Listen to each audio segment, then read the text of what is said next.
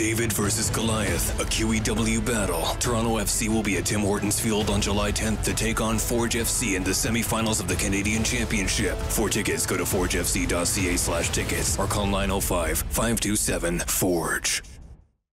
Let's hear from the coach. This is Behind the Beard with Bobby Smirniotis, Forge FC head coach and sporting director.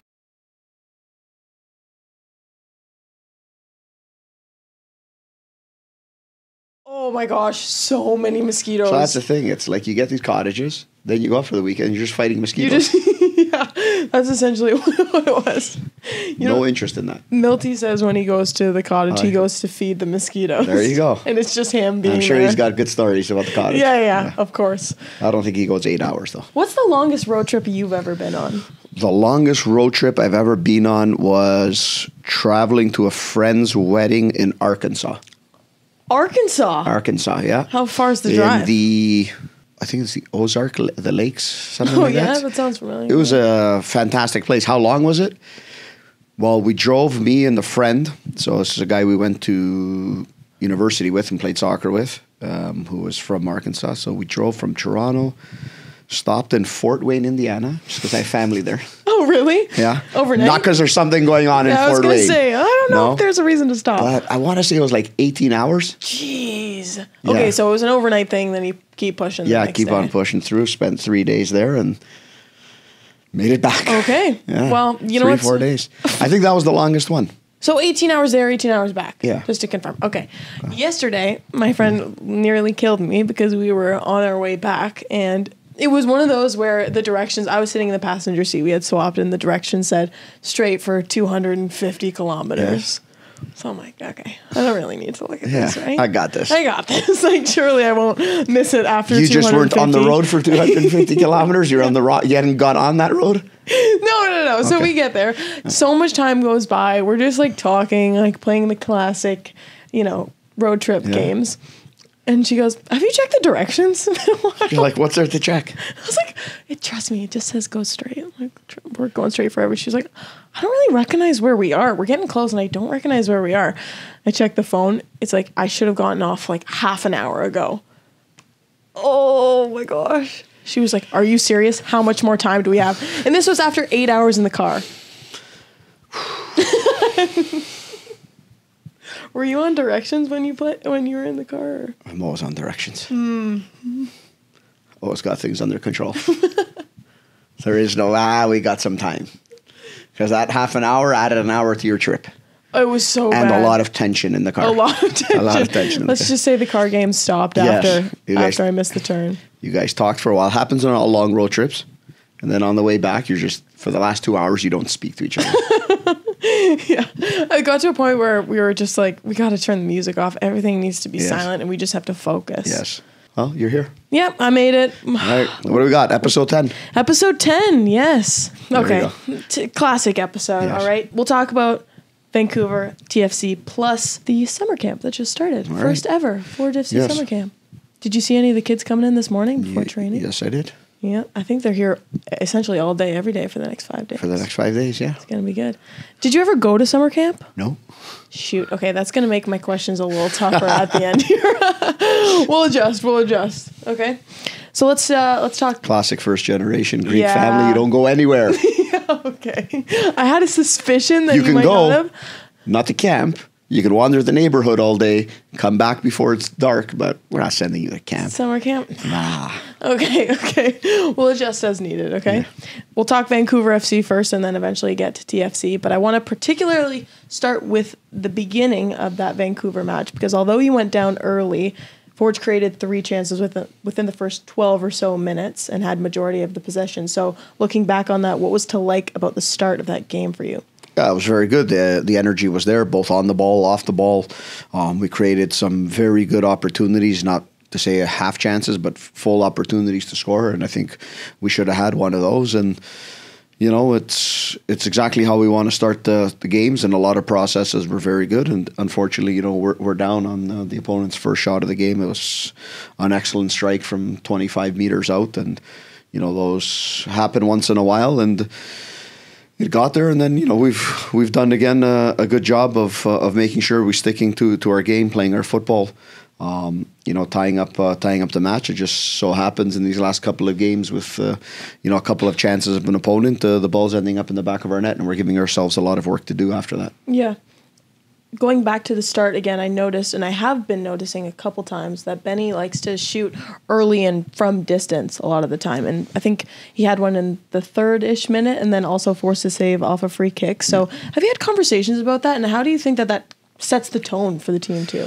Yeah, well, one thing is we need him always to be aggressive in the final third. I think he's a player that can be dangerous to opponents. He's a player that can be tricky for defenders. But as an attacker, you have to show that early in the game. It's a lot of times on the field. It's all about the mental state of each player. If you're able to put your defender under stress early, you're going to put him under stress more often in the game. Right. If they get the upper hand, then that gives them a little bit more confidence on how they defend and do things. So as a player, we want him to be aggressive. We want him to be forceful and bold towards the goal, and he needs to show those qualities each and every match. Yeah. Okay. I'll fast forward a little bit here. You just talked about it there. After Malik had the equalizer, Vancouver scoring with about 5 minutes left in the half. In the conversations that I've had with both you and players, a lot of the emphasis has been on not conceding early nor right before half. So what is so detrimental to an opponent or in a game about that timing in particular? Yeah, I think it's two things. It's you enter the match with a tactical game plan, and as players you enter that, and an early goal for either team, alters the mentality of players, makes the coaches think. So sometimes you've prepared all week to work on or to do certain things in a game, and that can change within 5 minutes. But that's the beauty of the sport. You're prepared for that, and you're ready for that. And it's something we talk about in the locker room, is not allowing things to phase us, because we're on the pitch to score goals, and so is the opponent. So inevitably, both are going to happen. We just got to make sure that we do it more than the opponent in those situations. And towards the end of the half, it's one of those areas again. Concentration is massive. Halftime gives you a chance to regroup, look, refocus on a few things that you're working on. And to be honest, we're very good on the ball. We're very good in our attack in the first half. And with two opportunities, the team has scored 2 goals. And sometimes it's hard to pinpoint that on something tactical, on something rotational in the team. What we know is that we came out in the second half. We've done an excellent job spinning a game back around into our favor. And unfortunately, in the end, we've made a mistake and we've given up 2 points at home. Yeah, well, that's going back to what you said about the conversations in the locker room. That's what I was going to narrow in on, in particular at halftime, knowing that you had almost 60% of the possession, 10 shots on target at that point. How do you go about navigating those conversations, knowing that the team's been performing well but still trailing? Yeah, you just give them the confidence that what we're doing is good. What we're doing is working on the attacking end. And that we just need to do a little bit more of it to pick up our match tempo, to play a little bit quicker. And that means from everything. That means from free kicks to throw-ins. Just try and keep the tempo high so we can constantly put the opponent into a situation where they're moving and they're having to defend quicker, as opposed to just sitting in their block. Because one of the hardest things to do in football is beat a block. One of the hardest things to do in football is to beat a block that's playing a man down, because it doesn't go anywhere. Mm-hmm. It stays there. It doesn't move. It's much more rigid. There's much more concentration. A lot of times we think that if a team goes up a man, it's much easier. But it's also much easier for the opponent to just sit and only defend, especially when they're up in the score. That extra man that they're missing usually would have been standing a little bit further up. Now they don't have him, but remember, they don't need a goal. Right. So it's a very tough thing to break down. So, and our guys, I think, did an excellent job, because apart from the goals we've scored, I think we've created 5 fantastic opportunities in the second half. And that's the disappointing thing coming out of the game. We've done so much to get those couple of goals, to get ourselves back up, and we've let ourselves down in the end. But with everything that happens on the pitch, whether it's good, whether it doesn't work out like the end, it's about a learning moment. If you take that learning moment and you bring it forward, then you know that it's not going to happen again. And that's the most important thing. If you don't take it as a learning moment and you only feel frustration and all these different things, then that's something you're going to find again in the future. So it's about minimizing those moments, because we've been playing some excellent attacking football. We've been giving up some goals, so we just need to clean that part up of the game, because the toughest thing to do in this sport is score goals, and the other side, it just takes minor adjustments. Yeah. Okay. I want to move on to talking about the lineup for this team. You talked about those two end goals for Forge, both of which I think is fair to say came from Kyle Becker, who came on at halftime. We also saw Jordan Hamilton come on toward the end of the game. So, and I'll have to quote Malik here, because he said in the press conference very casually, the best ability is availability. I was like, okay, nice. Somebody write that down. So looking at Wednesday now in transition, what can we expect in terms of form from this team, and who's good, or maybe vice versa? Yeah, I think we're looking better. I think, it's been a good few days of training. Nana Mpoma has been back in full training after having a little bit of an issue after the game against Valor. And, that's something we always have to measure. Sometimes we get excited about getting a new player in, but we have to be patient. And that's one thing I talked about from when he first came in here. So, we wanted to be a little bit patient and cautious with him over this last week. He'll be back in, and the squad is looking good. Again, it's about what we do and how laser focused we are in a game, and in any game that you don't fully respect any opponent that you play, that you don't focus on all the right things that you need to do tactically, you give yourself, or you give the opponent, an opening to come and get something. And I think that's the biggest thing with any team, and it's something we preach here. Doesn't matter if we're playing Vancouver, Toronto, Pacific, Chivas. It's all the same. Each team brings a threat to us, but each team gives us a great opportunity on how we can impose our style of play on them. And the same thing occurs for Wednesday night's match. Right. Okay. And that was something I paid attention to in the press conference too. You made it very clear that this is not the most important game of the century or the biggest one of the century. It's just another game. And I think that mindset is important to have. How do you instill that into, the players' mindsets as well, so that they know, on one hand, the importance of this game, because as you've said before, you won't get this opponent 3 more times in the regular season, but also to impose your style of play onto them and play it like you would any other game? Yeah, there's two things. It's what you've done over a period of time, and over a period of time as a coaching staff, we show consistency in how we work. So we don't ramp up a week because of the opponent we're playing, or lower a week because of an opponent we play. Our preparation for an opponent is the same whoever we play. Okay. Nothing changes.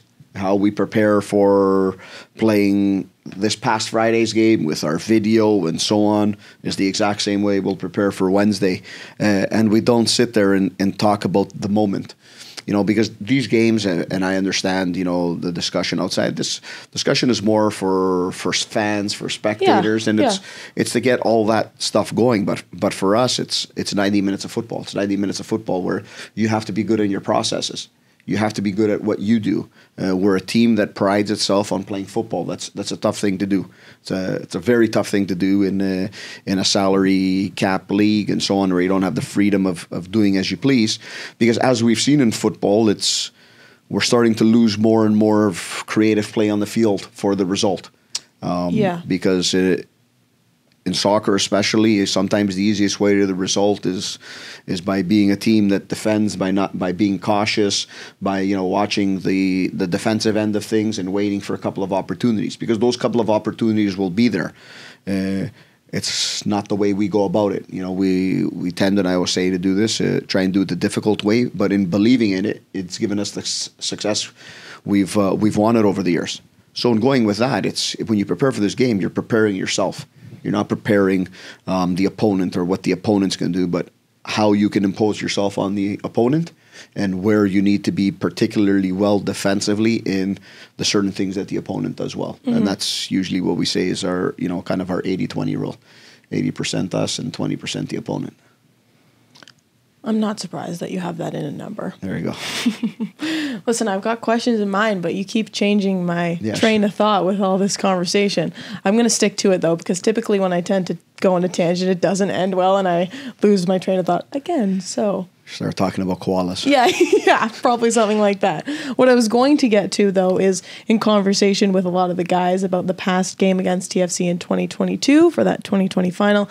A lot of them felt they were hard done by. And Milty and I had a conversation this morning, and he was very stern in that this team should have won that game. So in your reflection on that, what do you remember most, whether it was the game, the environment, and what do you think will be different this time or maybe even the same? Yeah, the one thing that I know is we didn't win the game.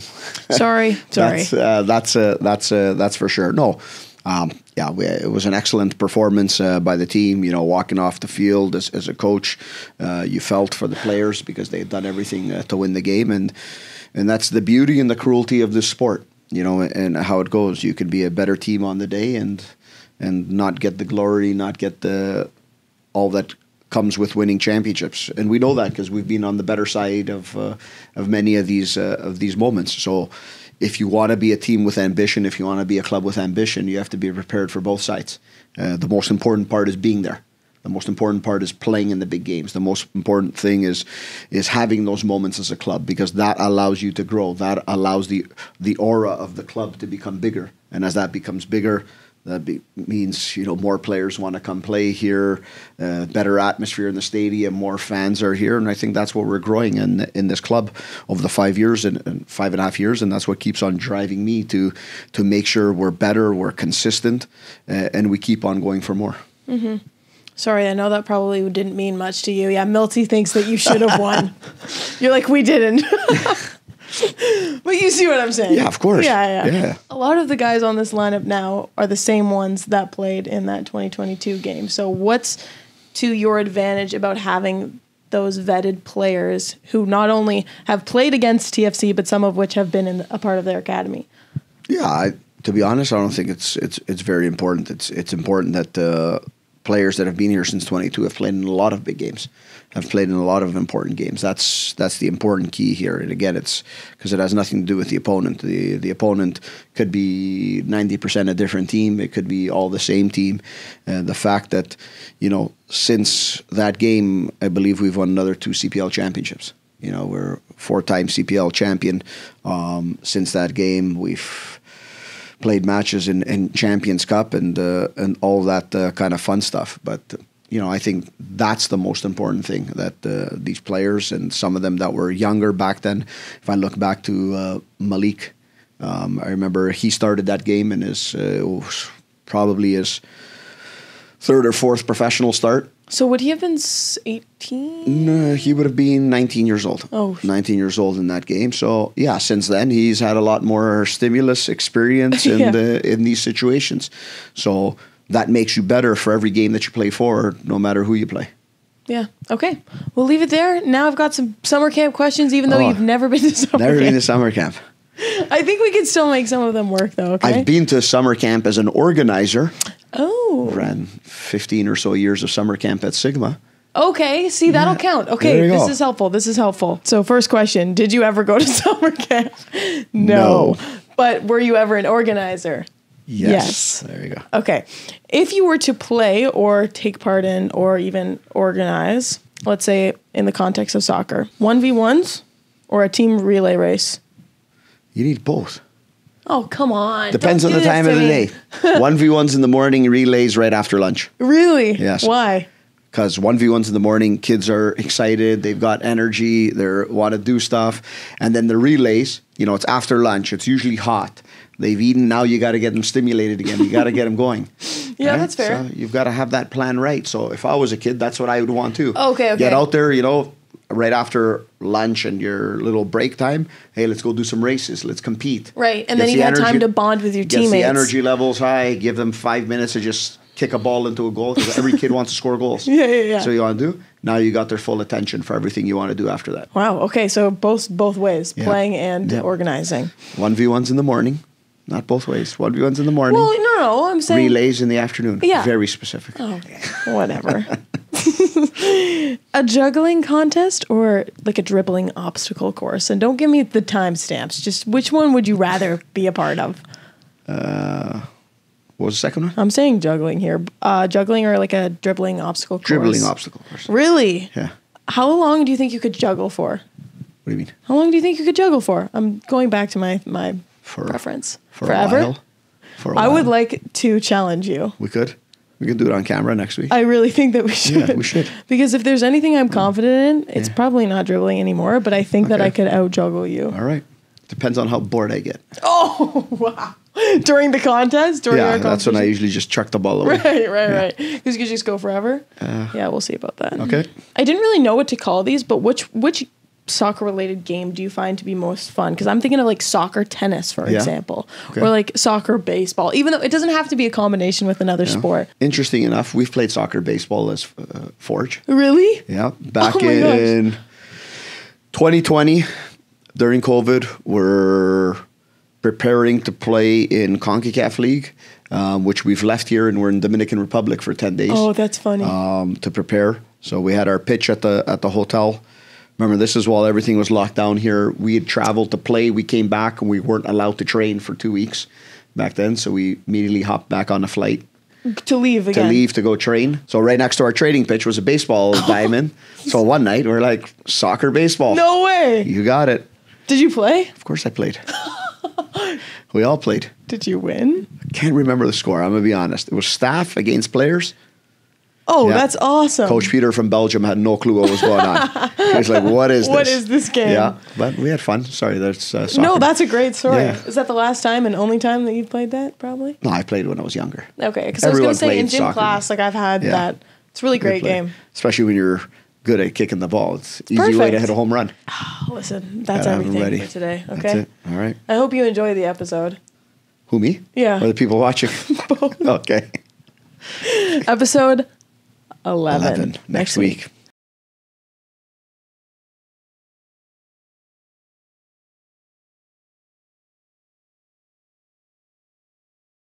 Okay, let's go back to cottage country. What are you roasting over the fire? Like you would say what? What would you say? Like you would say marshmallows. Yeah. I'd say a whole pig or a lamb. See how this can go very different? Well, that's what I was curious to know. Yeah. Because I roasted hot dogs this weekend, and that was like, you would do it if you could, like a whole... What do you mean if I could? If you could, like, you would roast a whole lamb? Twice a year. Over the fire? Do you actually do that? Yeah. Oh, nice. Where? How? Easter. Usually lamb.